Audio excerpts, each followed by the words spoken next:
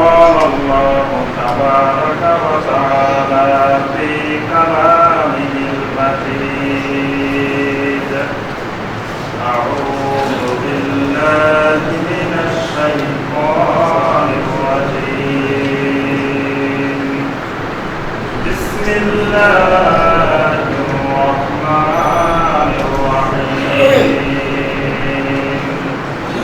إن الله لا يغفر أن يشرك به ويغفر ما دون ذلك لمن يشاء ومن يشرك بالله فقد افترى إثما عظيما وقال رسول الله صلى الله عليه وسلم لا تباغضوا ولا تحاسدوا ولا تدابروا ولا تقاطعوا وكونوا عباد الله إخوانا اللهم صل على محمد وعلى آل محمد كما صليت على إبراهيم وعلى آل إبراهيم إنك حميد مجيد اللهم بارك على محمد وعلى آل محمد كما باركت على إبراهيم وعلى آل إبراهيم إنك حميد مجيد সম্মানিত উলামায়ে কেরাম মুরব্বিয়ানে কেরাম দিনদার ভাইয়েরা আল্লাহ সুবহানাহু ওয়া তাআলার দরবারে কোটি কোটি শুকরিয়া যে আল্লাহ রাব্বুল আলামিন আমাদেরকে 1437 সনের 12 শাবান তারিখে সালাতুল জুমআ আদায় এবং খুতবাতুল জুমআ শোনার উদ্দেশ্যে আল্লাহ রাব্বুল আলামিনের পবিত্র ঘর মসজিদে উপস্থিত হওয়ার পরে কোরআনে কারীম এবং হাদিস নববী সাল্লাল্লাহু আলাইহি ওয়াসাল্লাম থেকে আল্লাহ রাব্বুল আলামিনের দ্বীন সম্পর্কে কিছু কথাবার্তা বলার এবং শোনার তৌফিক দিয়েছেন সেই মহান রব্বুল আলামিনের শুকর আদায় করি সকলে বলে আলহামদুলিল্লাহ। সম্মানিত মুসল্লিয়ানে কেরাম, আজকের খুতবায় আমরা যে বিষয়টি আলোচনা করব এই বিষয়টি শাবান মাসের সাথে সম্পর্কিত একটি গুরুত্বপূর্ণ বিষয়, যেটি হলো লাইলাতুন নিসফে মিন শাবান, অর্থাৎ শাবান মাসের মধ্যবর্তী রাত। এটাকে আরেকটি নাম আমাদের দেশে বহুল পরিচিত, সেটি হলো শবে বরাত। এই সম্পর্কে কোরআন এবং সুন্নাহ এবং আসার উলামায়ে কেরাম এবং এই দিনের আমাদের করণীয় কি, এই সম্পর্কে সংক্ষিপ্তভাবে আজকের খুতবায় আলোচনা পেশ করব ইনশাআল্লাহ। এই মাসটি শাবান মাস। শাবান মাস রমাদান মাসের আগের মাস। এই জন্য রমাদানের প্রস্তুতির জন্য একটি গুরুত্বপূর্ণ মাস হলো শাবান মাস। আল্লাহ রাসূল সাল্লাল্লাহু আলাইহি ওয়াসাল্লাম রমাদানের প্রস্তুতির জন্য এই শাবান মাসে বেশি বেশি সিয়াম পালন করতেন, বেশি বেশি রোজা রাখতেন। এই মাসে বেশি বেশি সিয়াম পালন করা, এটা হলো এই মাসের একটি গুরুত্বপূর্ণ করণীয় আমল। নবী সাল্লাল্লাহু আলাইহি ওয়াসাল্লাম রমাদানের বাহিরে অন্য কোনো মাসে এত বেশি সিয়াম পালন করতেন না যত বেশি এই শাবান মাসে নবী সাল্লাল্লাহু আলাইহি ওয়াসাল্লাম সিয়াম পালন করতেন। এই মাসের পরে যেহেতু রমাদান মাস, আর রমাদান মাস একটি গুরুত্বপূর্ণ মাস, যেই মাসে আল্লাহ পাক আমাদের জন্য সিয়ামের মতো একটি আরকানুল ইসলামের গুরুত্বপূর্ণ বিষয় আল্লাহ পাক আমাদেরকে দান করেছেন। সেই মাসে আল্লাহ পাক কোরআন নাযিল করেছেন, সেই মাসে কিয়াম রমাদানকে আল্লাহ পাক সুন্নাহ করেছেন। সেই মাসে ইফতার, সাহরি আরো কত ইবাদত বন্দেগী সেই রমাদানের সাথে সম্পৃক্ত। সেই রমাদানে আল্লাহর বান্দারা যাতে সমস্ত গুনাহ মুক্ত হয়ে, জাহান্নাম থেকে মুক্ত হয়ে জান্নাতি হয়ে যেতে পারে, এই জন্য রমাদানের আগে মুমিনদের কিছু প্রস্তুতি আছে। সেই প্রস্তুতির মৌলিক প্রস্তুতি হলো ঈমানকে বিশুদ্ধ করা, অর্থাৎ ঈমানকে শিরক থেকে মুক্ত করা। ঈমানকে শিরক থেকে মুক্ত করে তাওহীদবাদী ঈমান, তাওহীদ ভিত্তিক ঈমান তৈরি করা, এটা হলো শাবান মাসের একটি গুরুত্বপূর্ণ কাজ। এই জন্য আল্লাহ পাক এই শাবান মাসের মধ্যবর্তী রাতে তাওহীদ ভিত্তিক ঈমান যাদের হবে তাদেরকে আল্লাহ পাক কিছু পুরস্কার দান করেন। আমরা সেই বিষয়টি পরবর্তীতে আলোচনা করবো ইনশাআল্লাহ। প্রথমে আসি আমরা এই মাসের মধ্যবর্তী রাতের নামকরণ সম্পর্কে।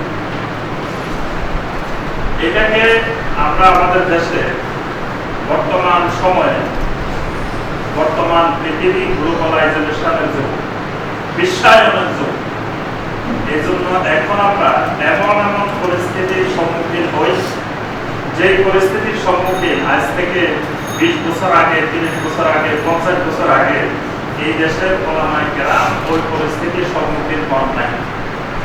ওলামায়ে কেরাম মসজিদে একটা কথা বলতেন আর এলাকার সব মানুষ সেটা আমল করতেন। আজকে দুনিয়া আর এই নওদা সরকার বাড়ি বা ঢাকা শহর, চট্টগ্রাম, বাংলাদেশের মধ্যে সীমাবদ্ধ নেই। এখন আপনি ঘরে বসে কিছুক্ষণ পরে মসজিদে হারামে খুতবা দিবেন ইমাম সাহেব, সেই খুতবা সরাসরি আপনি এই নওদাতে বসে আপনি শুনতে পারতেছেন। মদিনার মসজিদে নববীর খতিব খুতবা দিবেন কিছুক্ষণ পরে, সোয়া 3টা 3:30টার দিকে, সেই খুতবা আপনি সরাসরি বাংলাদেশে বসে শুনতেছেন। আমেরিকাতে খুতবা দিচ্ছে, আপনি বাংলাদেশে শুনতেছেন। ইস্ট লন্ডন জামে মসজিদে খুতবা দিচ্ছে, আপনি বাংলাদেশে শুনতেছেন। তাহলে এখন সারা দুনিয়াটাই একটা বাড়ি, একটা ঘর হয়ে গেছে। এই জন্য এখন ওলামায়ে কেরামের সামনে একটা বিষয় বলে আমি পার পেয়ে যাব, এই পরিস্থিতি, এই সুযোগ আর এখন নাই। এখন মানুষ আমার আলোচনা এখানে শুনতেছেন, আবার এর বাহিরে সারা দুনিয়ার ওলামায়ে কেরামের আলোচনা শুনতেছেন। তাহলে আমি যদি একরকম বুঝাই দিই, আবার বাহিরের ওলামায়ে কেরাম আরেক রকম বুঝাই দেন, তখন তো মানুষ আমাকে ধরবে যে আপনি এটা বলতেন, কিন্তু আমেরিকার অমুক শাইখ এটা বলতেছেন, লন্ডনে এটা বলতেছেন, অস্ট্রেলিয়া এটা বলতেছেন, সারা দুনিয়ার এখন একসাথে আমরা শুনতে পারবো। এই জন্যই ইদানিং আমরা এই শবে বরাত সম্পর্কে অনেকগুলো কথা শুনেছি। আগে যারা মুরব্বী আছেন, তারা ছোটবেলা থেকে শুনেছেন, তারা এই দিন আসলে সন্ধ্যাবেলায় গোসল করে, শীতের মধ্যে, প্রচন্ড শীতের মধ্যে আপনারা কত কষ্ট করে গোসল করতেন, সব গুনাহ যেন আল্লাহ পানির সাথে ধরাই দেয়। নিয়ম কিন্তু খুব খালেস নিয়তে শীতের মধ্যে কষ্ট করতেন। নিয়তের ক্ষেত্রে, খুলুসিয়তের ক্ষেত্রে কিন্তু কোনো সমস্যা নেই, কোনো অসুবিধা নেই। অনেক কষ্ট করে রাতকে রাত, ঘুমকে হারাম করে ইবাদত বন্দেগী করেছেন, জিকির আজকার করেছেন, কান্নাকাটি করেছেন, অনেক কিছু করেছেন। এখন আমরা শুনতে পাই কেউ বলতেছেন যে শবে বরাত নামে ইসলামে কিছুই নাই, আবার কেউ বলতেছেন যে শবে বরাত নামে অনেক কিছু আছে। এখন কোনটা সঠিক, যে আসলে শবে বরাত নামে কিছু আছে কিনা, নাকি শবে বরাত নামে কিছু নাই? আসলে দুইটাই সঠিক। যারা বলতেছেন শবে বরাত নামে ইসলামে কিছু নাই, তাদের কথাও সঠিক। আবার যারা বলতেছেন শবে বরাত নামে কিছু আছে, কিছু এই আমল আখলাক ইবাদত বন্দেগী আছে, তাদের কথাও ঠিক আছে। কিন্তু সমস্যা হলো আমরা দুই দিকের যারা আছি, উভয় পক্ষের মাথা গরম। তো ঠান্ডা মাথার আলেমের খুব অভাব এই দেশে। ঠান্ডা মাথার আলেম নাই, গরম মাথার আলেম আমরা সব। মানে নিজে যেটা বুঝেছি বাস সেইটাকেই একমাত্র মনে করে বাকিদেরকে আমরা ভ্রান্ত গোমরা মনে করতেছি। মানে সবাই গরম। তো এরকম ঠান্ডা মাথার আলেম থাকলে এই সমস্যাটা হইতো না।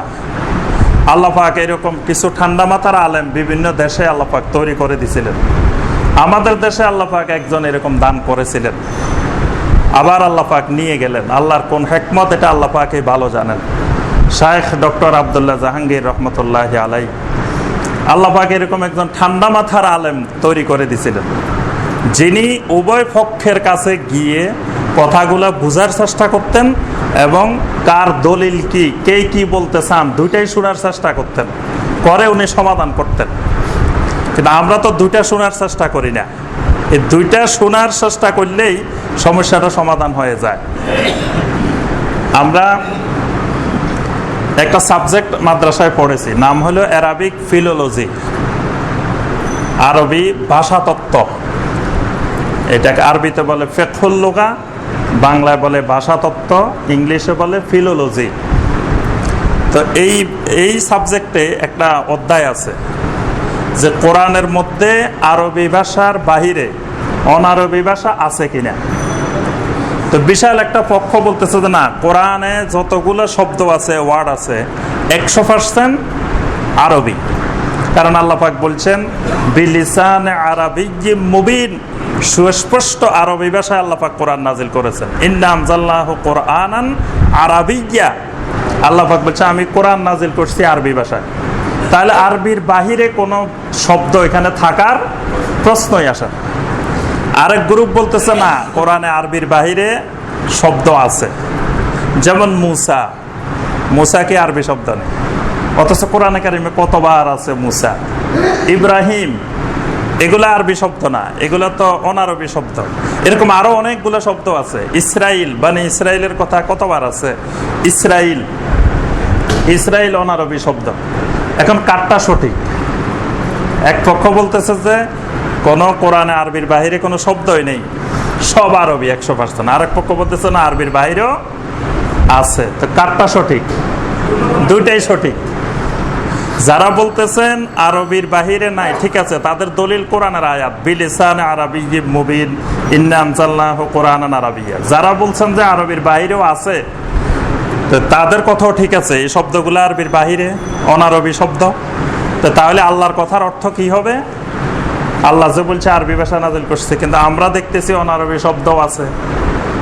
এটার অর্থ হলো ওই শব্দগুলা অনারবি, কিন্তু যখন কোরআনে ঢুকে গেছে ওই অনারবি শব্দ আরবি হয়ে গেছে। যেমন আমাদের বাংলা ভাষায় এখন দেখবেন যে অনেকগুলো বিদেশি শব্দ আছে না, অসংখ্য শব্দ আছে বিদেশি শব্দ। সংস্কৃত থেকে আসছে, পালি থেকে আসছে, উর্দু থেকে আসছে, হিন্দি থেকে আসছে, বিভিন্ন ভাষা থেকে আসছে, কিন্তু এখন সব বাংলা হয়ে গেছে। তো ঠিক বিভিন্ন ভাষা থেকে শব্দগুলো আসছে, কিন্তু যখন কোরআনে কারিমে ঢুকছে সব আরবি হয়ে গেছে। তাহলে দুই পক্ষের কথাই কিন্তু ঠিক আছে, কিন্তু এটা ঠান্ডা মাথায় বুঝতে হবে, না হয়তো এক পক্ষ আরেক পক্ষকে কাফের ফতোয়া দিবে, যে আল্লাহ বলছে কোরআনান আরাবিয়্যা, আর হে কয় কোরআনে আরবির বাহিরেও শব্দ আছে। তাহলে আল্লাহর কথার বিপরীত হলো না? যদি ঠান্ডা মাথা না হয়, দুই পক্ষের গরম মাথা হয়, তো একজন আরেকজনকে কাফের, মুশরিক, মুনাফিক বানাই দিবে। আমরা এক মুহাদ্দিসের জীবনী পড়েছিলাম। ওই মুহাদ্দিস সাহেবকে, বড় হাদিসের আলেম, একজন দিনদার মানুষ, মুসলিম, একজন মুসলিম এসে বলতেছে যে ভাই, আপনার স্ত্রী তো বিধবা হয়ে গেছে। এই কথা বলার সাথে সাথে ওই আলেম খুব কান্নাকাটি করতেছেন যে স্ত্রীটা বিধবা হয়ে গেল, এই সময়ে কাঁদতেছেন খালি। এবং স্ত্রীও এসে স্বামীর জড়ায় ধরে কাঁদতেছে যে হায় রে, আমি বিধবা হয়ে গেছি। এখন আরেক পক্ষ হাসে যে হুজুরের মাথা খারাপ, হুজুর তো সব শেষ। হুজুর জীবিত থাকতে মুহাদ্দিস সাহেব ওনার স্ত্রী কেমনে বিধবা হয়, অথচ স্বামীও কাঁদতেছে, স্ত্রীও কাঁদতেছে। স্ত্রী যে হায় রে, আমি বিধবা হয়ে গেছি এই অল্প বয়সে। স্বামী কয় আমার স্ত্রী বিধবা হয়ে গেছে। উনি কান্দে, দোনোজন কান্দে, আর মানুষ হাসে। তখন একজন আলেম এসে সমাধান করে দিলেন যে আসলে উনি কাঁদতেছে, উনিও ঠিক আছে, ওনার মাথা খারাপ হয় নাই। আর তোমরা যারা হাসতেছ, হুজুর তো এদের উপরে খেপা, আমার স্ত্রী বিধবা হয়ে গেছে, আমি কাঁদতেছি, অথচ এরা হাসে কেন?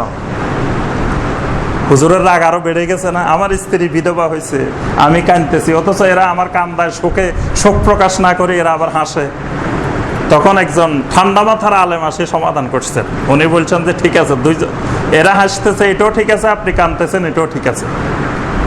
যিনি কাঁদতেছেন ওনাকে একজন মুসলিম এসে বলছে যে আপনার স্ত্রী বিধবা হয়ে গেছে। মানে ওনার ভিতরে শতভাগ এতেকাদ, শতভাগ বিশ্বাস যে একজন মুসলিম তার জীবন যাইতে পারে, মিথ্যা বলতে পারে না। কারণ মিথ্যা তো হলো ইন্নাল কাযিবা ইয়াহদি ইলান নার, মিথ্যা জাহান্নামের দিকে নিয়ে যায়। তা একজন মুসলিম কি জাহান্নামের দিকে যায় নাকি? তাহলে ওনাকে যে বলছে একজন মুসলিম বলছে, এখন স্ত্রী আছে কি নাই, আমি আছি কি নাই, এটা চিন্তা করার দরকার নাই। আগে চিন্তা করতে হবে একজন মুসলিম আমাকে বলছে যে আমার স্ত্রী বিধবা হয়েছে। বাস, মুসলিম তো মিথ্যা কথা বলতে পারে না, এই জন্য উনি কাঁদতেছেন।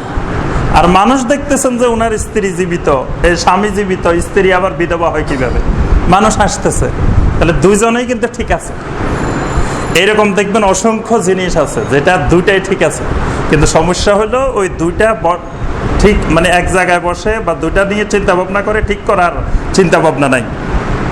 লাইলাতুন নিসফে মিন শাবান বা শাবানের মধ্যবর্তী রাত, এই সম্পর্কে যারা বলতেছেন যে এটা অনেকগুলো হাদিস আছে, তারাও সঠিক কথা বলতেছে, হাদিস আছে। আবার যারা বলতেছেন যে এই ব্যাপারে কোনো হাদিসে নাই, ইসলামে কিচ্ছু নাই, তাদের বক্তব্য ঠিক আছে, দুইটাই ঠিক আছে। তো দুইটা কেমনে ঠিক হয় তা আমরা আসি, প্রথমে আলোচনা করলেই বোঝা যাবে যে দুইটা ঠিক আছে না ঠিক আছে। নবী সাল্লাল্লাহু আলাইহি সাল্লামের যুগে যে হাদিসগুলো আমাদের সামনে আসছে, এই হাদিসগুলোতে আমরা দেখি, হাদিসগুলোর যাচাই বাছাই পরে, মানে প্রথমে আমরা দেখি হাদিস যেগুলো আসছে এগুলোর মধ্যে যেই বাক্যটা আসছে সেটি হলো লাইলাতুন নিসফে মিন শাবান, শাবানের মধ্যবর্তী রাত। কোনো হাদিসে কিন্তু শবে বরাত শব্দটা আসে নাই, কারণ শবে বরাত তো ফার্সি, তো ফার্সি আবার হাদিসে আসবে কেন? ফার্সি তো কোরআন হাদিসে আসার প্রশ্নই আসে না, কোরআন হাদিসে আসবে আরবি ভাষা, কিন্তু শবে বরাত তো আরবি না, শবে বরাত হলো ফার্সি।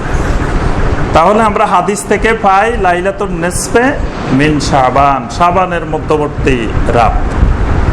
হ্যাঁ, শবে বরাত আসলো কোথা থেকে? শবে বরাত সম্পর্কে যে ইতিহাস আমরা দেখি সেটা হলো যুগে যুগে মুসলিমদের মধ্যে দুইটি সম্প্রদায় ছিল। একটি সম্প্রদায় হলো সুফি সম্প্রদায়, আবেদ সম্প্রদায়, আরেকটা সম্প্রদায় হলো আহলুল ইলম বা আলেম সম্প্রদায়।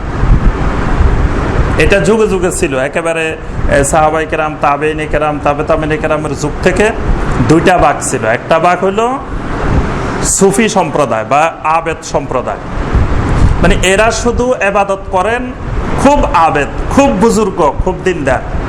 এরা বেশিরভাগে সহজ সরল, এদের মন থাকে, এরা যেটা শুনে সেটা আমল করতে থাকে, এদের কাজে হলো আমল করা, ইবাদত করা। আরেকটি সম্প্রদায় ছিলেন যুগে যুগে যাদেরকে বলা হয় আহলুল ইলম, ইলমওয়ালা সম্প্রদায়, ইলমওয়ালা মানে গোষ্ঠী, আহলুল ইলম। তো যারা আবেদ সম্প্রদায়, তারা যখন নবী সাল্লাল্লাহু আলাইহি ওয়াসাল্লামের হাদিস পেতেন, হাদিস পাওয়ার আগেই তারা আমল শুরু করে দিতেন।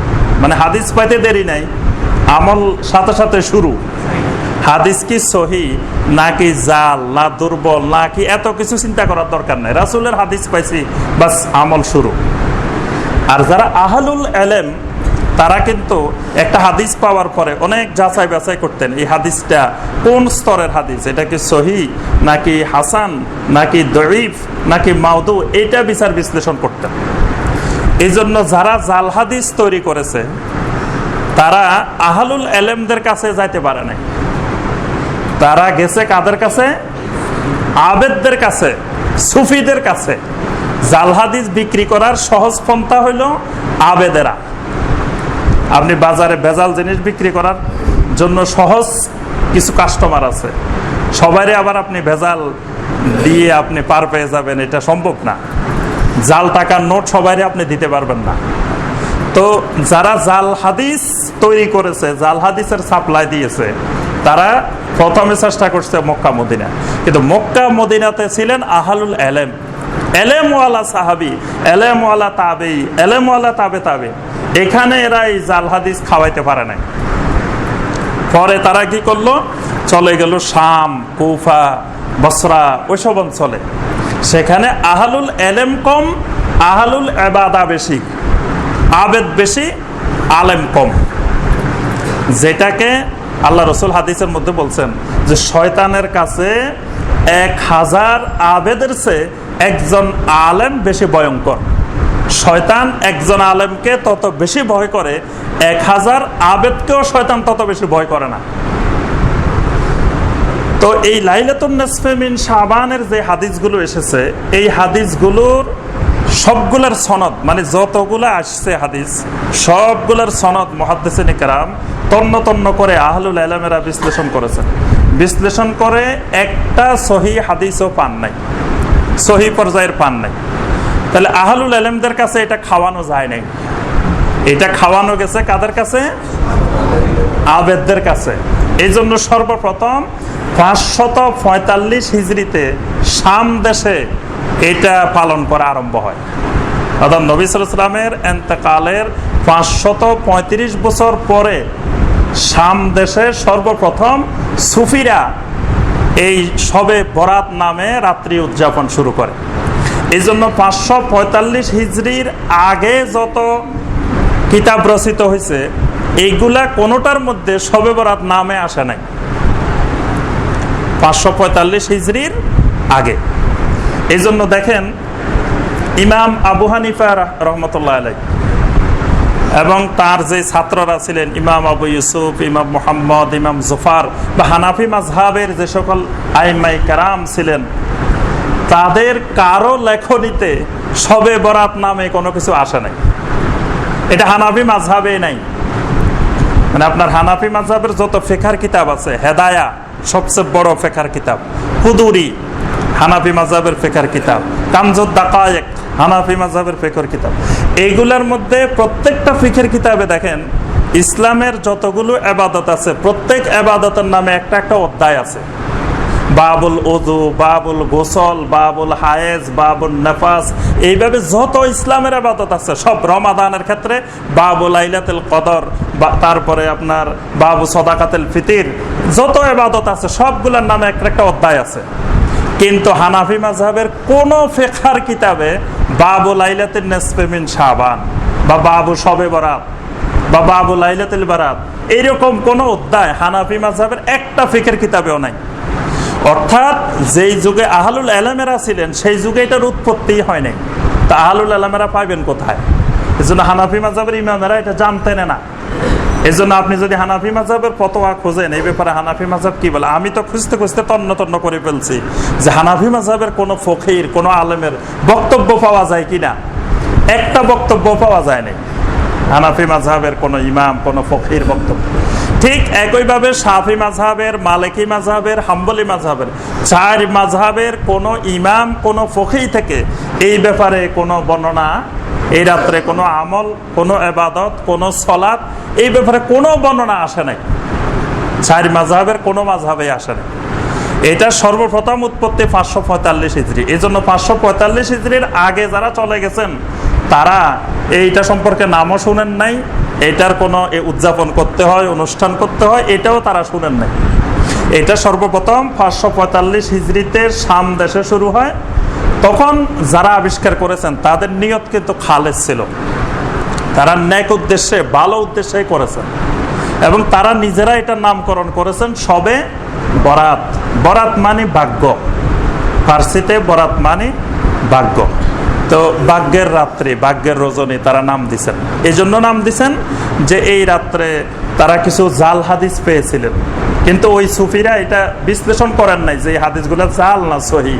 তাদের কাছে হাদিস আসছে শাম দেশে, তো তখন তারা দেখলেন যে এই হাদিসগুলোতে আসছে যে লাইলাতুল নিসফে মিন শাবান, শাবানের মধ্যরাত্রিতে রিজিক বন্টন করা হয়, ভাগ্য নির্ধারণ করা হয়, তারপরে হায়াত মত নির্ধারণ করা হয়, এরকম অসংখ্য জাল হাদিস, বানানো হাদিস তাদের কাছে এসে গেছে। তারা এগুলোকে সরল মনে বিশ্বাস করে ফেলছেন। বিশ্বাস করে তারা এই রাত্রে এই মাগরিবের পরে গোসল করে শুরু করছেন ইবাদত বন্দেগী ফজর পর্যন্ত। অনেকে নামাজ বানাইছে আলফিয়া নামাজ, সলাতুল আলফিয়া, নাম শুনছেন কোনোদিন? সলাতুল আলফিয়া। সে শাম দেশে সলাতুল আলফিয়া পড়তো, মানে 1000 বার কুল হুয়াল্লাহু আহাদ। আলফ মানে 1000, এক রাকাতে আপনি 10 বার করে পড়বেন কুল হুয়াল্লাহ। তো এক রাকাতে 10 বার করে পড়লে 1000 বার পড়তে হলে কত রাকাত পড়তে হবে? 100 রাকাত। এই রাত্রে ওই শাম দেশের সুফিরা 100 রাকাত এই নামাজ পড়তেন। এই নামাজের নাম হলো সলাতুল আলফিয়া, 1000 বার কুল হু আল্লাহর নামাজ। এটা তো 1000 বার কুল হু আল্লাহ পড়া মানে একবার কুল হু আল্লাহ পড়লে তিন খতম কোরআনের, না 3 বার পড়লে একবার সওয়াব। তাহলে 1000 বার পড়লে 300 বারের উপরে আপনার কোরআন খতম হয়ে যাচ্ছে রাত্রে। সুফিরা এসব দিক বিবেচনা করে এই রাতটাকে নাম দিয়েছেন শবে বরাত। আর শবে বরাতের নামে বিভিন্ন ইবাদত বন্দেগী তারা তৈরি করেছেন। এরপরে আস্তে আস্তে সুফিদের এই ধারা সিলসিলা যেসব দেশে বিস্তার লাভ করছে, সেসব দেশে সুফিদের সাথে সাথে ওই শবে বরাতেরও আমদানি হয়েছে। আর যেসব দেশে সুফি যায় নাই, আহলুল ইলমেরা গেছেন, সেসব দেশে শবে বরাতের আমদানি হয় নাই। এজন্য দেখেন মক্কা মদিনাতে আজ পর্যন্ত এটার আমদানি হয় নাই। কারণ হলো এখানে ইসলাম এসেছে আহলুল ইলমদের মাধ্যমে, এখানে সুফিদের কোনো স্থান কখনো হয় নাই মক্কা মদিনাতে, আরবের বিভিন্ন অঞ্চলে। এজন্য আরব দেশের লোকদেরকে আপনারা জিজ্ঞাসা করবেন যে ভাই হাল তাআরিফু শবে বরাত, আপনি কি শবে বরাত জানেন? দেখবেন যে এরা অবাক হয়ে যাবে, কিরে শবে বরাত আবার কি? বা আরবিতে জিজ্ঞাসা করেন লাইলাতুল বারাত জানেন? এরা জীবনে এদের বাপ দাদা 14 গোষ্ঠী কেউ শুনে নাই, এটা আবার কি জিনিস? তাহলে সেখানে শুনলো না কেন?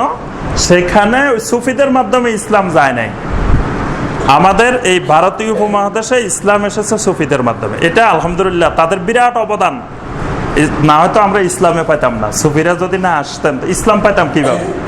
ইসলাম পেয়েছি আলহামদুলিল্লাহ, তাদের এই ক্ষেত্রে বিরাট অবদান। আল্লাহ তাদেরকে বিরাট জাযায়ে খায়ের দান করুক যে তারা ইসলামের দাওয়াত নিয়ে এসব অঞ্চলে আমাদের পূর্বপুরুষদের কাছে এসেছেন, আমরা ইসলাম পেয়েছি। কিন্তু যে ওনারা অনেক বিষয় যে আমদানি করেছেন সেইগুলা তো এখন এক সময় হয়তো আমরা বুঝতে পারি নাই।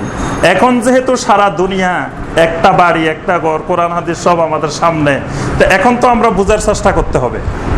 এখন আমরা বুঝতে পারতেছি যে এই নামটা 545 হিজরিতে আবিষ্কার, এরপরে এটা আবেদদের মাধ্যমে, এই ইবাদত বন্দেগীর মাধ্যমে এসেছে। এই ব্যাপারে যতগুলো হাদিস এসেছে, ইমাম বুখারী এবং ইমাম মুসলিম এই দুইজন হলেন, ইমাম বুখারী, ইমাম মুসলিম, ইমাম মালিক, এই 3 মুহাদ্দিস পৃথিবীতে সবচেয়ে সহি হাদিস রচনা করেছেন, যার 100% হাদিস সহি। বুখারী শরীফের, মুসলিম শরীফের আর হলো মুয়াত্তা, এই তিনটার সব হাদিস সহি। এই 3 গ্রন্থে এই লাইলাতুন নিসফে মিন শাবান সম্পর্কে একটা হাদিসও আসে না। বুখারীতে, মুসলিমে এবং মুয়াত্তা ইমাম মালিক একটা হাদিসও আসে না, কারণ তারা সহি পর্যায়ের কোনো হাদিস পান নাই। আসছে কিসে? তিরমিজির মধ্যে একটা হাদিস আসছে, জামে আত-তিরমিজি। এটাও কিন্তু একটা উল্লেখযোগ্য দ্বিতীয় সারির হাদিসের গ্রন্থ। কিন্তু দেখেন আল্লাহ পাক ইমাম তিরমিজি রাহিমাহুল্লাহকে জাযায়ে খায়ের দান করুক, তিনি একটা হাদিস এনেছেন, এনে আবার শেষে দিয়ে হাদিসের শেষে উনি লিখে দিয়েছেন যে ইউদাইফুল বুখারী ফি হাযাল হাদিস। আমার উস্তাদ সামিত মুহাম্মাদান, আমার উস্তাদ মোহাম্মদ মানে ইমাম বুখারী, ইমাম বুখারীকে আমি বলতে শুনছি যে এই হাদিসটা দঈফ, দুর্বল হাদিস। এই কথাও কিন্তু উনি বলে দিচ্ছেন যে আমার উস্তাদ দুর্বল দেখে উনি বুখারী শরীফে আনেন নাই, তবে আমি যেহেতু এই গ্রন্থে দুর্বল হাদিসও সংকলন করেছি, এই জন্য আমি নিয়ে আসছি এটা। তাহলে এখানে ইমাম তিরমিজি বলে দিচ্ছেন যে এটা দুর্বল হাদিস, যেই হাদিসটা খুব প্রসিদ্ধ। দেখবেন যে এই আপনারা কাল পরশুর মধ্যে সব টিভি চ্যানেলে সব জায়গায় শুনতে থাকবেন যে রাত্রেবেলা নবী সাল্লাল্লাহু আলাইহি ওয়াসাল্লাম উঠে কবরস্থানে চলে গেছেন। মসজিদেও গেলেন না ইবাদত করতে, অন্য কোথাও গেলেন না, চলে গেছেন কোথায়? কবরস্থানে। আবার আয়েশারে বলেও যান নাই, গোপনে চলে গেছেন। আয়েশা রাদিয়াল্লাহু তাআলা উঠে খুঁজতেছেন, আল্লাহ রসুলকে পান না। পরে আল্লাহ রসুলকে পাওয়া গেল, পাওয়ার পরে আল্লাহ রসুল বলতেছেন আকুনতা তাখাফিনা, যে তুমি কি আশঙ্কা করতেছিলে তাহিফ আল্লাহ আলাইহি ওয়া রাসূলুহু, আল্লাহ এবং আল্লাহ রসুল তোমার উপরে জুলুম করতেছে। তাহলে দেখেন আয়েশা যে শিয়ারা যে আকীদা পোষণ করে যে আয়েশা যে খারাপ, নাউজুবিল্লাহ, যে আল্লাহর রসুল রাত্রে উঠে ইবাদত করতে গেছে, ধরে নিলাম যে আমরা ইবাদত করতে গেছে, মসজিদ কবরস্থানে গেছে, দিনে নবী সাল্লাল্লাহু আলাইহি ওয়াসাল্লাম সময় পান নাই, রাত্রে গেছেন, আচ্ছা ভালো কথা। তো এখন আয়েশা কেন সন্দেহ প্রকাশ করবে? আর আল্লাহ রসুল সাল্লাল্লাহু আলাইহি সাল্লামের সিস্টেমে ছিল, যেই দিন তিনি যেই স্ত্রীর ঘরে রাত্রি যাপন করতেন সেই স্ত্রীর ঘরেই উনি থাকতেন। তো সেখান থেকে যদি অন্য স্ত্রীর ঘরে যাবেন নবী সাল্লাল্লাহু আলাইহি সাল্লাম, তাহলে আয়েশাকে বলে যাবেন না? তা আয়েশা কেন এখানে আশঙ্কা করবে যে অন্য স্ত্রীর ঘরে চলে গেছেন? অর্থাৎ এই হাদিসটার বিভিন্ন এই বাক্যগুলা মতনটা শুনলেই বোঝা যাবে যে হাদিসটার মধ্যে, হাদিসটা যে দুর্বল এটার মতন শুনলে বোঝা, আর সনদের দিক থেকে তো দুর্বল আছেই। আরো কয়েকটা হাদিস এসেছে ইবনে মাজার মধ্যে, ইবনে মাজা। তো ইবনে মাজার মধ্যে একটা হাদিস আসছে যে কালব গোত্রের যে মেষ ভেড়া আছে, ওই ভেড়ার পশম পরিমাণ ওই রাত্রে আল্লাহর বান্দাদেরকে ক্ষমা করে দেওয়া হয়। এই হাদিসটা মানে দঈফ জিদ্দান এবং মাউদু, মানে জাল হাদিস। তারপরে আরেকটা হাদিসের মধ্যে এসেছে সুমু লাইলাহা ওয়া কুমু নাহারাহা, কুমু লাইলাহা ওয়া সুমু নাহারাহা। নবী সাল্লাল্লাহু আলাইহি ওয়াসাল্লাম বলছেন যে তোমরা শাবান মাস আসলে রাত্রে কিয়াম করো, দিনে সিয়াম পালন করো। এই হাদিসটাও দঈফ জিদ্দান এবং মাউদু, মানে অত্যন্ত দুর্বল, এবং মাউদু মানে জাল, বানোয়াট। আচ্ছা, এখন কথা হলো, একটা কথা আবার এই শাবান মাস আসলে আমরা শুনি, সেটা হলো ফজিলতের ক্ষেত্রে অনেক আলেম এটা বলে থাকে, আপনারাও শুনবেন যে ফজিলতের ক্ষেত্রে হাদিস দুর্বল হইলেও গ্রহণযোগ্য, ফাজাইলের ক্ষেত্রে। এই জন্য বলে যে হাদিস দুর্বল হলে অসুবিধা কি? হাদিস দুর্বল হলেও আমরা আমল করতে অসুবিধা তো নাই। শুনেন, এবাদত বলতে যা বোঝায়, এবাদত কিন্তু পুরাটা গায়েবী বিষয়, গায়েবের জিনিস। মানে এবাদত, আল্লাহ সুবহানাহু ওয়া তাআলার এবাদত, এটা গায়েবী বিষয়। এটা আমরা দুনিয়ার মানুষ এবাদত কিভাবে করতে হয় জানতাম না, এটা আল্লাহ সুবহানাহু ওয়া তাআলা আমাদেরকে জানিয়েছেন। তাহলে এটা গায়েব থেকে আসছে এবাদতটা। সুতরাং সেটা ছোট এবাদত নাকি বড় এবাদত, নফল এবাদত না সুন্নত এবাদত না ফরজ এবাদত না ওয়াজিব এবাদত, এটা মূল বিষয় না। প্রথম কথা হলো এটা এবাদত। সুতরাং এবাদত গায়েবী বিষয়। আপনি 2 রাকাত নফল নামাজ পড়তে হইলেও নিজের ইচ্ছায় আপনি নিজের মতো, নিজের পছন্দ অনুযায়ী আপনি নফল নামাজ পড়তে পারবেন না। সেই নফল নামাজও ওই গায়েব থেকে যেই পদ্ধতিতে যেভাবে শেখানো হয়েছে সেই পদ্ধতিতে আপনাকে নফল নামাজ পড়তে হবে। যদি মনে করেন যে না এটা তো ফরজ না, এটা নফল নামাজ, এটা আমার ইচ্ছা মতো পড়ি, তাহলে সেই নফল নামাজ এবাদত হবে না। তাহলে গায়েবের বিষয়গুলো যখন এবাদতগুলো আসবে, সেটা শক্তিশালী এভিডেন্সের মাধ্যমে আসতে হবে। শক্তিশালী প্রমাণ ছাড়া আল্লাহর কোনো এবাদত করা যাবে না। দুর্বল দলিল দিয়ে, দুর্বল কবলা দিয়ে, আপনার দুর্বল প্রমাণ দিয়ে, দুর্বল হাদিস দিয়ে আপনি আল্লাহর ইবাদত করা যাবে না। আপনি দুর্বল দলিলের উপরে ভিত্তি করে আল্লাহর ইবাদত করবেন কেন? আল্লাহর ইবাদত তো স্পষ্ট। আল্লাহর ইবাদত শেখানোর জন্যই নবী সাল্লাল্লাহু আলাইহি ওয়াসাল্লামকে আল্লাহ পাক দুনিয়াতে পাঠিয়েছেন। তো নবী সাল্লাল্লাহু আলাইহি ওয়াসাল্লাম আল্লাহর ইবাদত কোনটা সেটা তো স্পষ্ট করে দিয়েছেন। সেখানে অস্পষ্টতার কিছু নবী সাল্লাল্লাহু আলাইহি ওয়াসাল্লাম রেখে যান নাই। নবী সাল্লাল্লাহু আলাইহি ওয়াসাল্লাম বলছে, আমি আমার উম্মতকে দিনের সুস্পষ্ট আলোর উপরে রেখে যাচ্ছি, কোনো অন্ধকারের মধ্যে আমার উম্মতকে আমি রেখে যাচ্ছি না। তাহলে আমি আল্লাহর যে ইবাদত করব সেটা নফল ইবাদত হইলেও সেই নফল ইবাদতটা শক্ত দলিলের মাধ্যমে প্রতিষ্ঠিত হইতে হবে। দুর্বল দলিলের উপরে দাঁড়াই কোনো নফল ইবাদতও গ্রহণযোগ্য নয়, এটা মনে রাখবেন। ইবাদত কারো ইচ্ছা মতো, কারো খেয়াল খুশি মতো করা যাবে না। যদি খেয়াল খুশি মতো করেন তাহলে আল্লাহ রসুল সাল্লাল্লাহু আলাইহি ওয়াসাল্লামকে অপমান করা হবে, ছোট করা হবে, যে আল্লাহ রসুল এই ব্যাপারে জানেন নাই বা আমাদেরকে শিক্ষা দেন নাই, অমুক বুজুর্গ আমাদেরকে শিখাইছেন এইভাবে। তাহলে বুজুর্গ রাসূলের চেয়ে আরো বেশি শিখানোর অধিকারী হয়ে গেছে। তখন আপনার আমার ঈমান চলে যাওয়ার সম্ভাবনা আছে। নফল ইবাদত করতে যাই ঈমানও চলে যাবে। নফল ইবাদত না করলে বেয়াদবির চেয়ে গায়ের হাজির ভালো, আমাদের দেশে বলে না। আপনি নফল ইবাদত না করলে আল্লাহ পাক জিজ্ঞাসা করবেন না যে তুমি এটা করো নাই কেন। কিন্তু নফল ইবাদত করতে গেছেন, যাই আল্লাহ রসুল করেন নাই বা আল্লাহ রসুল করতে বলেন নাই, এরকম আপনাকে একজন বুজুর্গ বলছে বা একটা দুর্বল দলিল পাই, ওই দুর্বল দলিলের উপরে আপনি শুরু করে দিচ্ছেন, তো এটা তো বেয়াদবি করে ফেলছেন। তার থেকে গায়ের হাজির ভালো, কিন্তু এটা খেয়াল রাখতে হবে। তো এই জন্য মানে ইবাদত যেটাই করব সেটা শক্তিশালী দলিলের উপরে ইস্তেকামত থেকে শক্তিশালী দলিলের উপরে দাঁড়িয়ে ইবাদত করতে হবে। আর মুহাদ্দিসিনে কেরামের ভাষায় যেই ব্যাপারে সহি, মানে এটার মূল বিষয়টা সহি হাদিস দ্বারা বা কোরআনের আয়াত দ্বারা প্রতিষ্ঠিত, সেটার ব্যাপারে যদি ফজিলতের ক্ষেত্রে কোনো দুর্বল হাদিস আসে, সেটা হয়তো ফজিলতটা গ্রহণযোগ্য, আমল গ্রহণযোগ্য না, ফজিলত গ্রহণযোগ্য। কথাটা ক্লিয়ার বুঝতে হবে। মানে একটা বিষয় কোরআন দ্বারা প্রমাণিত বা সহি হাদিস দ্বারা প্রমাণিত, এই ইবাদতটা আমরা করতেছি, আমলটা করতেছি, কিন্তু এটার ফজিলত সংক্রান্ত একটা হাদিস আসছে, সেই হাদিসটা হয়তো দুর্বল, তাহলে এখানে ফজিলতের ওই হাদিসটাও গ্রহণযোগ্য, কারণ ওইটা ওই কোরআনের আয়াতকে সাপোর্ট দিতেছে, ওই দুর্বল ওই সহি হাদিসকে সাপোর্ট দিতেছে। কোরআন এবং সহি হাদিসের বিপরীত না, এটার অনুকূলে, এই জন্য সেখানে দুর্বল হাদিসটা গ্রহণযোগ্য। কিন্তু যেই ব্যাপারে কোরআনে কারিমের কোনো আয়াত নাজিল হয় নাই, যেই ব্যাপারে কোনো নবী সাল্লাল্লাহু আলাইহি ওয়াসাল্লামের সহি হাদিস আসে নাই, সেই ব্যাপারে কোনো দুর্বল হাদিস গ্রহণযোগ্য নয়। তো যেহেতু আপনার শাবানের মধ্যবর্তী রাতে ইবাদতের ব্যাপারে কোরআনে কারিমের কোনো আয়াত আসে নাই, এখানে আরেকটা বিষয় বলেনি, সেটা হলো আমাদের দেশে শাবান মাস আসলে দেখবেন যে মানে একটা বিষয় হলো কোরআনকে আমার দিকে টেনে আনা, আর একটা হলো আমাকে কোরআনের দিকে নেওয়া। বিষয় কিন্তু দুইটা।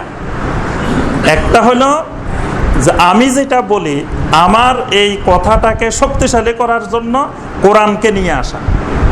আরেকটা হলো না, কোরআন যেটা বলে আমি সেদিকে কোরআনের দিকে যাওয়া।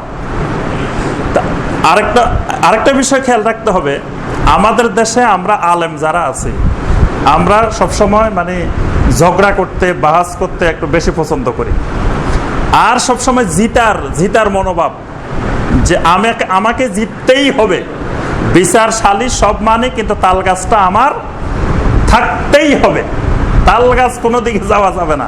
কিন্তু বিচারও মানি, সালিশও মানি, কোরআনও মানি, হাদিসও মানি, সব মানি, কিন্তু তাল গাছ আমার, বাস। এটা হলো আমাদের কথা। তো এখন কি করি আমরা, যেহেতু আমাদের বাপ দাদা পূর্বপুরুষ এই জিনিসটা করে আসতেছে, তো তাহলে এটাকে শক্তভাবে কোরআন দিয়ে হাদিস দিয়ে এটাকে এস্টাবলিশ করতেই হবে, কারণ তাল গাছ তো আমার থাকতেই হবে। কারণ আমি যদি বলি যে এই ক্ষেত্রে কোরআন হাদিসে নাই, তো তাহলে তখন মানুষ স্বাভাবিকভাবে প্রশ্ন করবে, আমাদের এত বড় বড় বুজুর্গরা করছে কি ভুল করছে নাকি? তো তাহলে আমাদের বাপ দাদা পূর্বপুরুষ এদেরকে ভুলের উপরে দাঁড় করাই দিলাম। সুতরাং এটা করানো যাবে না। এটা না করানোর জন্য কি করতে হবে, এটাকে যেভাবে হোক কোরআন দিয়ে হাদিস দিয়ে প্রতিষ্ঠিত করতেই হবে। করার জন্য দেখবেন যে সূরা দোকানের একটা আয়াত বারবার তালাওয়াত করতে থাকে, বলে যে আল্লাহ পাক কোরআনে এটা বলছে, শবে বরাতের কথা আছে। কি আছে? আল্লাহ পাক বলছেন ইন্না আনজালনাহু ফি লাইলাতিন মুবারাকা, আমি মোবারকময় রাত্রে কোরআন নাজিল করছি। এখানে মোবারকময় রাত্রি বলতে সকল মুফাসসিরিনে কেরাম, সাহাবায়ে কেরামের মধ্যে যত মুফাসসির, তাবেঈনে কেরামের মধ্যে যত মুফাসসির, তাবেঈনে কেরামের মধ্যে যত মুফাসসিরিনে কেরাম আছেন, সবাই বলছেন যে লাইলাতুল মুবারাকা, লাইলাতুল কদর। কারণ এটা সাপোর্টে কোরআনের অনেকগুলো আয়াত, ইন্না আনজালনাহু ফি লাইলাতুল কদর, তারপরে শাহরু রমাদান আল্লাযী উনজিলা ফীহিল কোরআন। তাহলে আরো দুটা কোরআনের আয়াত এটার অনুকূলে, এটা সাপোর্ট দিচ্ছে। তো শাবান মাসে কেমনে কোরআন নাজিল হয়? শাবান মাসে তো কোরআন নাজিল হয় নাই, কোরআন নাজিল হয়েছে লাইলাতুল কদরে, আর লাইলাতুল কদর হলো রমাদানে। এবং ইমাম ইবনে কাসির রাহিমাহুল্লাহ, তাফসির ইবনে কাসিরে তিনি বলছেন যে যারা বলে যে লাইলাতুল মুবারাকার অর্থ লাইলাতুন নিসফি মিন শাবান, ফাকাদ আবাদান নাজাহ, যে তারা এই অবাস্তব কথা বলে। ইমাম ইবনে কাসির বলছেন যে তারা অবাস্তব কথা, যেটা বাস্তবসম্মত না, এইরকম কথা বলে। উপমহাদেশের একজন বড় আলেম মাওলানা আশরাফ আলী থানভী রহমতুল্লাহ আলাইহি, তিনি একটা তাফসির লিখেছেন, তাফসিরে আশরাফি। তাফসিরে আশরাফির মধ্যেও তিনি আলোচনা করে বলছেন যে এখানে লাইলাতুল মুবারাকা বলতে লাইলাতুল কদর, লাইলাতুল কদরকে বুঝিয়েছেন আল্লাহ পাক, এখানে শাবানের মধ্যবর্তী রাত বা শবে বরাতকে বুঝান নাই। উপমহাদেশের আলেম তিনি। আর বাকি সব তাফসিরে তো আছেই, সবাই বলছেন যে এখানে লাইলাতুল মুবারাকার অর্থ লাইলাতুল কদর। একজন তাবেঈর রেফারেন্স দেওয়া হয়, ইকরিমা রাহিমাহুল্লাহ, তিনি বলছেন যে লাইলাতুল মুবারাকা অর্থ লাইলাতুন নিসফে মিন শাবান। তো এটা হলো মানে মূর্খদেরকে বোঝানোর জন্য একটা বিষয়। কোরআনে কারিমের প্রত্যেকটা আয়াতের ব্যাখ্যায় দেখবেন যে একজন, দুইজন, তিনজন বিভিন্ন রকমের কথা বলে নেই, এটা বলাটাই স্বাভাবিক। যেমন আব্দুল্লাহ ইবনে মাসউদ রাদিয়াল্লাহু তাআলা আনহু বলছেন যে সূরা আল ফালাক, সূরা আন-নাস কোরআনের সূরা না, উনি বাদ দিয়ে দিয়েছেন যে সূরা আল ফালাক, সূরা আন-নাস এগুলো কোরআনের সূরা না। কিন্তু দেখা যায় আমরা এগুলো দিয়ে নামাজ পড়ি না। তো নামাজ কোরআন না হলে কি নামাজ হবে না? তো তাহলে এগুলো কোরআন হলো কেন? আব্দুল্লাহ ইবনে মাসউদ বলতেছেন কোরআন না। তা আব্দুল্লাহ ইবনে মাসউদ একজনে বলছেন যে এটা কোরআন না, আর বাকি সব সাহাবীরা বলছেন যে এটা কোরআন। তো একজন, উনি যত বড় সাহাবী হন না কেন, উনার কথা সাহাবায়ে কেরাম গ্রহণ করেন নাই। তো ইকরিমা একজন তাবেঈ, তিনি তার মতামত ব্যক্ত করছেন, তার মতামত ব্যক্ত করতে না পারেন, এটা স্বাভাবিক বিষয়। প্রত্যেকেরই ইখতিলাফ করার, তার নিজস্ব মত ব্যক্ত করার অধিকার আছে। তিনি বলছেন যে এখানে লাইলাতুল মুবারাকা অর্থ লাইলাতুন নিসফে মিন শাবান। এটাকে কোনো তাফসীরকারক গ্রহণ করেন নাই, বলছেন যে এটা ইকরামার নিজস্ব বক্তব্য, অথবা ইকরামার বক্তব্য ভুল হিসাবে আমাদের কাছে আসছে। মানে ইকরামা বলেন নাই, কেউ হয়তো ইকরামার নাম ব্যবহার করে এটাকে ব্যবহার করছেন। কারণ ওই যে যখন শাম দেশে চালু হয় তখন মানুষ এসে জিজ্ঞাসা করছে, এই যে আপনারা এগুলো করতেছেন কোরআনে আছে নাকি? তখন কয় যে দেখো কোরআনে আছে, এই যে ইকরামা বলছেন এটা। আর ইকরামা যে বলছে এটার দলিল পাবো কোথায়? ইকরামাকে কোনো তাফসীর লিখে গেছেন? ইকরামা নিজে হাতে কিছু লিখে গেছেন যে উনি নিজে লিখছেন? এরকমও তো নাই। তাহলে ইকরামার নামে মিথ্যা কথাও হইতে পারে, অথবা ইকরামা সত্যই বলছেন, কিন্তু তার একজনে বললে যে ওটা গ্রহণ করতে হবে তা তো না। সংখ্যাগরিষ্ঠ সাহাবায়ে কেরাম, তাবেঈনে কেরাম একটা কোরআনের আয়াতের তাফসিরে যেটা বলবেন সেটাই উম্মার কাছে গ্রহণযোগ্য। আচ্ছা, এখানে আরেকটা বিষয় আমরা বলি, সেটা হলো বলছি যে আমরা লাইলাতুন নিসফে মিন শাবানের ব্যাপারে যতগুলো হাদিস এসেছে, কোরআনে কোনো আলোচনা আসে নাই, একেবারেই আসে নাই। হাদিস এসেছে প্রায় 15-16টা হাদিস এসেছে। এই 15-16টা হাদিসের মধ্যে 8টা হাদিস হইল দঈফ, 3-4টা হাদিস দঈফ জিদ্দান, আর 3-4টা হাদিস একেবারে জাল, মাউদু। তবে একটা হাদিস 8 জন সাহাবী থেকে 9টা রেফারেন্সে, 9টা সনদে একটা হাদিস আসছে।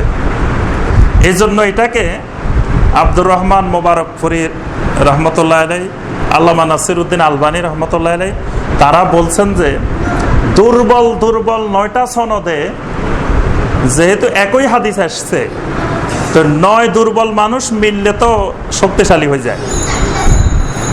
মানুষ ধরেন দুর্বল, 9 জনে দুর্বল, 9 জন বুড়া মানুষ একত্রিত হয়েছে, তো দেখা গেছে যে 1-2 মিলে কাজটা করতে পারতো না, কিন্তু 9 জন মিলার কারণে একটা শক্তি এসে গেছে। এই জন্যই কোনো মুহাদ্দিসিনে কেরাম বলছেন যে যেহেতু 9টা সনদে একই হাদিস এসেছে কিন্তু 9টাই দুর্বল, কোনোটা সহি না, তো এই জন্য এটাকে হাসান লেগাইরিহি বলছেন। হাসান লেগাইরিহি, হাসান লেগাইরিহি হলো মানে এটা আমল করা যায়। প্রথম হলো হাদিসের আমল করার জন্য 1 নম্বর হলো সহি লিজাতিহি, 2 নম্বর হলো সহি লিগাইরিহি, 3 নম্বর হলো হাসান লিজাতিহি, 4 নম্বর হলো হাসান লিগাইরিহি। এই 4টা জিনিস মনে রাখবেন। এই 4 প্রকারের হাদিস আমল করা যাবে, এরপরে গেলেই আর সেটা আমলযোগ্য নয়। তাহলে এখানে 4 নম্বরে আমল করার যে জিনিসটা সেটা হলো হাসান লিগাইরিহি। হাসান লিগাইরিহি মানে আসলে অরিজিনালি এটা হাসান না, অন্যের কারণে এটা, অন্য কারণে এটা হাসান। লেগাইরিহি মানে অন্য কারণে। অন্য কারণ মানে কি? ওই যে 9 সনদে আসছে, এই 9 সনদের দিক থেকে দুর্বল 9 দিক থেকে আসার কারণে এইটা হাসান লেগাইরিহি, অন্য কারণে এটা হাসান। সেই হাদিসটা আমরা একটু আলোচনা করে শেষ করব। সেই হাদিসটা হলো ইবনে মাজার 1390 নম্বর হাদিস। এখানে আল্লাহ রাসূল সাল্লাল্লাহু আলাইহি ওয়াসাল্লাম বলতেছেন, ইন্নাল্লাহা লা ইয়াত্তালিউ ফি লাইলাতিন নিসফি মিন শাবান, শাবানের মধ্যবর্তী রাত্রিতে আল্লাহ পাক আল্লাহর বান্দাদের দিকে মনোনিবেশ করেন। ফায়াগফিরু লিজামিই খালকিহি, আল্লাহ পাক তার সকল সৃষ্টিকে আল্লাহ পাক ক্ষমা করে দেন। ইল্লা লিমুশরিকিন আও মুশাহিনিন, কিন্তু দুই শ্রেণীর লোককে আল্লাহ পাক ক্ষমা করেন না। এক শ্রেণী হলো মুশরিক, যারা শিরক করে, আর এক শ্রেণী হলো হিংসুক, যারা হিংসা করে। তাহলে এই হাদিসে আমরা যেটা পাই সেটা হলো যে এই রাত্রের আমল হলো দুইটা। যেহেতু এই হাদিসটা হাসান লেগাইরিহি, তাহলে আমরা এটাকে গণনার মধ্যে নিয়ে আসতে পারি, মানে একেবারে সর্বশেষ পর্যায়ে এটা নিয়ে আসা যায়। কিন্তু সেখানে আমরা আমল পাই কয়টা? দুইটা। একটা হলো শিরক মুক্ত হয়ে তাওহীদবাদী হওয়া, আর একটা হলো হিংসা মুক্ত হয়ে মুসলিমদের কল্যাণকামী হওয়া। এই দুইটাই আমল। কোনো নামাজও না, কোনো জিকির আজকারও না, কোনো ইবাদত বন্দেগীও না। এই রাত্রিতে স্বাভাবিক প্রতিদিন রাত্রে যে ইবাদত বন্দেগী, এই রাত্রিরও সেই একই ইবাদত বন্দেগী। প্রতিদিন যেমন এশার নামাজ, ওই দিনও এশার নামাজ। প্রতিদিন যেমন তাহাজ্জুদের নামাজ, এই দিনও তাহাজ্জুদের নামাজ। প্রতিদিন যেমন ঘুম, এই রাত্রেও ঘুম। ঘুমটাও ইবাদত, ঘুমটাও কিন্তু তাহাজ্জুদের মতোই ইবাদত। আপনার না ঘুম গেলে পরের দিন আপনি ইবাদত বন্দেগী করবেন কিভাবে? শরীর নষ্ট হয়ে গেলে ইবাদত করবেন কিভাবে? ইবাদতের জন্য শরীর সুস্থ লাগবে। তাহলে অন্যান্য রাত্রে যেভাবে ইবাদত বন্দেগী, এই রাত্রেও ঠিক সেম ভাবে ইবাদত বন্দেগী। কিন্তু দুইটা কাজ করতে হবে, যেটার জন্য ওই রাত্রে বসে থাকলে হবে না। এই দুইটা কাজ করতে হলে আগে থেকে প্রিপারেশন লাগবে। সেই দুইটা কাজ কি? শিরক মুক্ত হওয়া। আপনার হাতের মধ্যে তামিমা লাগাই রাখছেন, তামিমা বুঝেন তো? তাবিজ লাগাই রাখছেন হাতের মধ্যে, গলার মধ্যে, আর সারা রাত আপনি ইবাদত করলেন শাবান মাসের মধ্যবর্তী রাত। তাহলে আপনার সারা রাত ইবাদতে কোনো কাজ হবে? কিচ্ছু হবে না, কারণ আপনি শিরক মুক্ত হইতে পারেন নাই। আপনার আমলের মধ্যে শিরক রয়ে গেছে, আকীদার মধ্যে শিরক মুক্ত হন নাই। তা আপনার সারা রাত ইবাদতটা কি? তাহলে আবার দেখা গেল আপনি কবরে সাজদা করেন, কবরে সাজদা করেন, এখান দিয়ে সারা রাত আপনি ইবাদত করলেন। এই ইবাদত কোনো কাজে আসবে? আপনি শুভ অশুভ লক্ষণে বিশ্বাস করেন, মঙ্গল অমঙ্গলে বিশ্বাস করেন, গণকে বিশ্বাস করেন, রাশিতে বিশ্বাস করেন, তারপরে আপনি কবর কেন্দ্রিক যে সমস্ত শিরক আছে সকল শিরক করে থাকেন, এখান দিয়ে আপনি ওই দিন রাত্রে সারা রাত ইবাদত করলেন। ওই ইবাদত কোনো কাজ হবে? আল্লাহ রাসূল বলছেন যে আল্লাহ সবাইকে মাফ করবেন, কিন্তু মুশরিককে আল্লাহ মাফ করবেন না। তাহলে শিরক মুক্ত হয়ে আপনি ওই রাত্রে ঘুমায় থাকেন, আল্লাহ পাক অটোমেটিক এমনি ঘুমের মধ্যে আপনাকে মাফ করে দিবে। সুবহানাল্লাহ। আপনি কোনো ইবাদত বন্দেগীও করা লাগবে না, কান্নাকাটিও করা লাগবে না, কিছু করা লাগবে না। করতে হবে কি? শিরক মুক্ত হয়ে আকীদাকে বিশুদ্ধ করে তাওহীদবাদী হয়ে যাওয়া। অসংখ্য শিরক আমাদের মধ্যে আমরা নিয়োজিত। শিরকের মধ্যে আমরা দেখা যায় আমাদের ঘরে ঘরে এখন তাবিজ তোমার পাওয়া যাবে, ঘরে ঘরে বিভিন্ন ধরনের আমরা কিছু লাগাই রাখি। তারপরে কবরের উদ্দেশ্যে, মাজারের উদ্দেশ্যে নজর মান্নত করতে থাকি। তারপরে আল্লাহ ছাড়া অন্য কারো কাছে দোয়া করতে থাকি, সাহায্য চাইতে থাকি। বিপদে পড়লে হঠাৎ করে লাফ মেরে বলে উঠে, ইয়া গাউসুল আজম, ইয়া আলী, আলীরে ডাকি, গাউসুল আজমেরে ডাকি, কতজনকে ডাকি। অসংখ্য শিরক, কথার মধ্যে শিরক, কাজের মধ্যে শিরক, তারপরে আপনার চিন্তা চেতনা আকীদার মধ্যে শিরক। এই শিরক মুক্ত হওয়াটাই এই রাত্রের মূল ইবাদত। এই শিরক মুক্ত না হলে রমজানেরও কোনো ফজিলত পাওয়া যাবে না। রমজানে তারাবি 20 রাকাত না 8 রাকাত, এটা নিয়ে আমাদের দেশে একতলাপ করে। আপনি 20 রাকাত না, যদি 500 রাকাতও পড়েন, আর শিরক লই যদি আপনি 100 রাকাতও তারাবি পড়েন, কোনো কাজ হবে? আর শিরক মুক্ত হয়ে তাওহীদবাদী হয়ে 1 রাকাতও যদি না পড়েন, তাও আপনি জান্নাতি। সুবহানাল্লাহ। কারণ তারাবি আল্লাহ ফরজ করে নাই। আল্লাহ পাক আপনাকে জিজ্ঞাসা করবে না কিয়ামতের মধ্যে, এই তুমি তারাবি কয় রাকাত পড়ছো, 8 রাকাত না 20 রাকাত? এটা আল্লাহ পাক প্রশ্ন করবেন? 1 রাকাতের কথাও জিজ্ঞাসা করবেন না, কারণ তারাবি ফরজ করেন নাই আল্লাহ পাক। তো ফরজ আবাদত ছাড়া অন্য কিছু সম্পর্কে আল্লাহ পাক জিজ্ঞাসা করবেন না। ওই নফল আবাদত হলো ফরজকে শক্তিশালী করার জন্য। এখন সেটা নিয়ে এত বিতর্ক, কিন্তু যে অসংখ্য শিরক আমাদের আকীদায়, চিন্তা চেতনায়, কথাবার্তায়, কার্যক্রমে, সেই শিরক নিয়ে কিন্তু কোনো খবর নাই। এজন্য এই লাইলাতুন নিসফে মিন শাবানের মূল কাজ হলো আমাদেরকে শিরক মুক্ত হতে হবে। চিন্তা চেতনা, আকীদা, সর্বক্ষেত্রে শিরক বাদ দিয়ে তাওহীদের দিকে আসতে হবে।